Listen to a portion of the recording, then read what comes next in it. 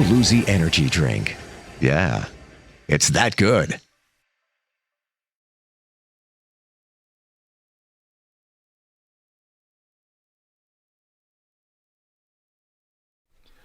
Jimmy, I just got the best hookup on tickets. Fill me in. I went to www.seatslinks.com and ordered the best tickets with the best prices. Call 718-676-0504. SeatsLink, the complete ticket experience. Tell them Charles sent you.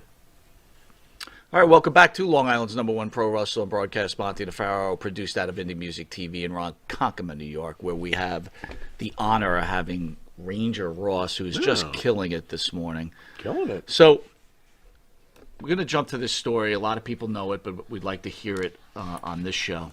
In February 1996, you were arrested for bank robbery as the motorcycle bandit. Can you tell us what happened with that? Look, what made you do that? Okay. Excuse me. In 1994, going through a divorce, I had a small child involved, and paying child support, doing everything I'm supposed to do.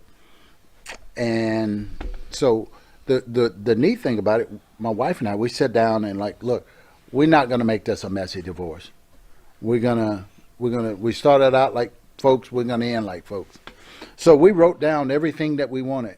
You know, she was going to get this, I was going to get this, I was going to keep the house and all this. I was going to pay like $400 a month, child support for the daycare and all that stuff. So we're going to have joint custody. And she said, you're going to get a lawyer? I said, I don't need a lawyer. Just take all of this that we wrote down, give it to your lawyer, and I'll just sign it and we'll be done. So I go over to her house and give her the child support money. And she said, this is not enough. I was like, what do you mean? She said, well, my lawyer said that I can get more than this. It's like, what are you talking about? She said, my lawyer said I can get $750 a month. I was like, wait a minute. I took on all of the bills. I took on the debt of the house. I took on the child support and all of this stuff. And you want me to give you $750 a month and then take on all of the debt and the house and everything? I said, no.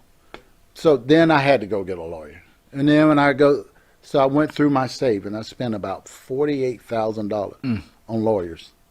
So I was at the point where I'm out of money. So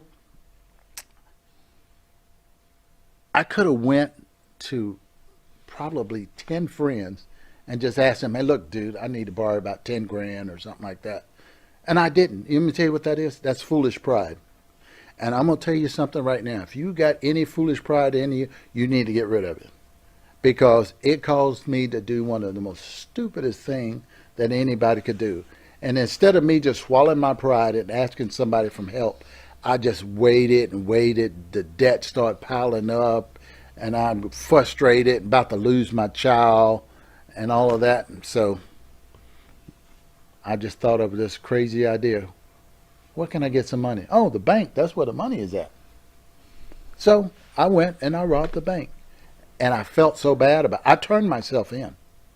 I don't know if you knew that or I knew not, that. but I turned myself in. And I ended up going to prison for that.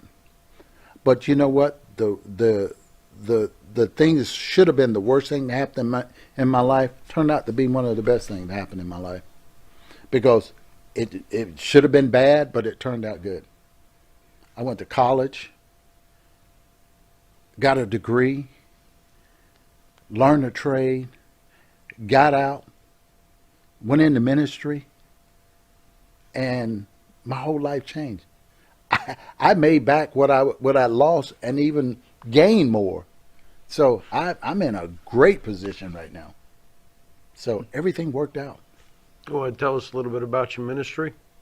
Yes, I went to seminary. Okay.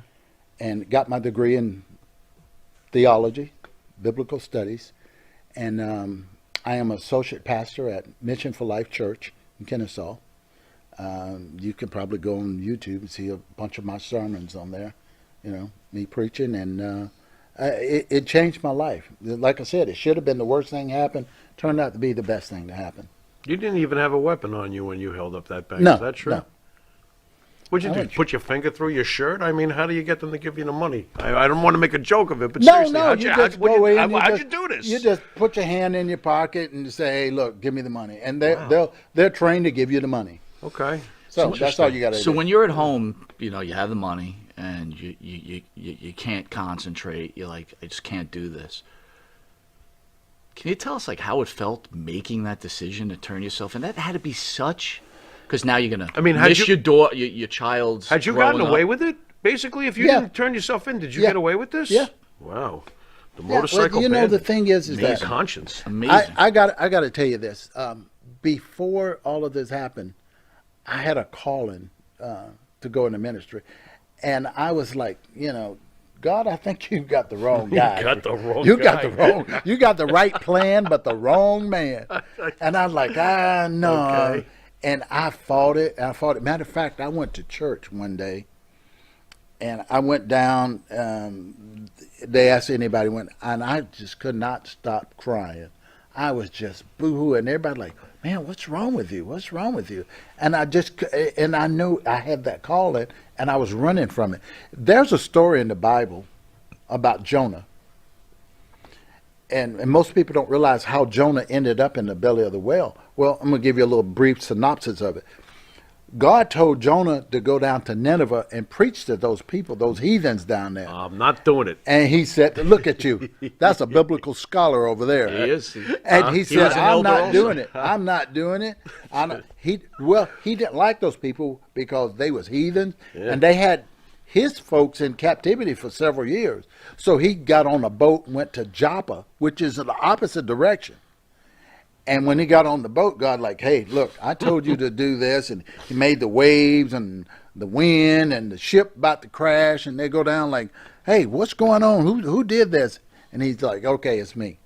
He said, look, if y'all just throw me overboard, y'all be going your way. And they like, no. So they try to row a little harder. And they got bad. They look, dude, we got to get rid of you. So they threw him overboard. And instead of him drowning, God prepared this large fish to come swallow him up. And he was inside the belly of the whale, and he said, Lord, if you let me out of here, I'll go do what you told me. So the whale spit him out onto the shore, and he went and preached to those Ninevites, and they got saved. So when I was in prison, I'm telling God, if you let me out of here, I'm going to go do what you told me to do. I'm not going to, because I learned that wherever you run, God is there, no matter where you're at. So I was in the belly of the whale. That's the prison. Oh, yeah. And I told him I was going to do what he told me to do. When he let me out, I went straight to work. So DiBiase's a preacher too. You're a preacher. Does that, being an ex-professional wrestler, does that help you preaching to people, or does it hurt you? No, it's people can understand, like, okay, this guy's been through something. Everybody has a testimony. You've been through some stuff in your life. I haven't met a person yet that hadn't been through something. I'm next to this guy all the time. That's my testimony. Oi. So all of that stuff, you know what Thunderbolt Patterson used to tell me all the time? And he said, Ross, it took all of that to make all of this. It took everything I went through in my life to make me who I am today. Mm. It took everything that you went through your life, good, bad, and indifference, to make you who you are. Right. And so I have a platform. I have a platform that I was, military, Army Ranger, 253 parachute jumps. Wow. Combat 3 times. Professional wrestler. I have a platform, and so when I speak, I come from this platform, but I realize that I can't reach everybody. Let's say there's somebody that's in the congregation, they have a drug problem. Where if there's somebody that's in the ministry been through drug addiction, they can reach that person better than I can. Right. I can reach the people that I can reach. All I have to do is I go out and I plant a seed and I water it, and hoping God get the increase. I might just plant the seed, you come along and water it, and then God get the increase. God's got a plan. God does things like that. He uses all of us. You know, now if you look through the Bible, the way Jesus, he taught through incidents, accidents, and adversities.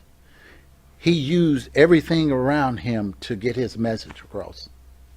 And that's what we do now. He gave me a platform. He gave me a testimony. My life story is my testimony.